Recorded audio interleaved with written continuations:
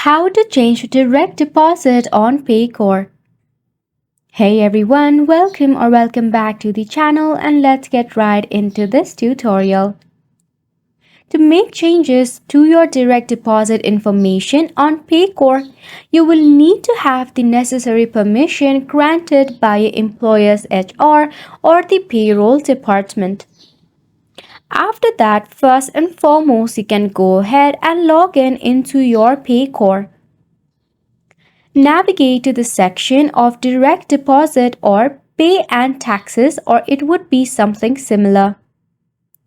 You should see a list of your current direct deposit account. To edit an existing account, click on the Edit or Modify button. To add a new account, look for Add Account or New Account option. You will have to enter some of the account information. That includes your routing number, account number, and account type.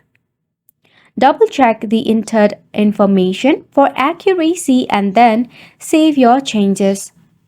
By this way, you'll be able to change your direct deposit on Paycor. Just like that, you have made it to the end of the video as well. Thank you so much for tuning in.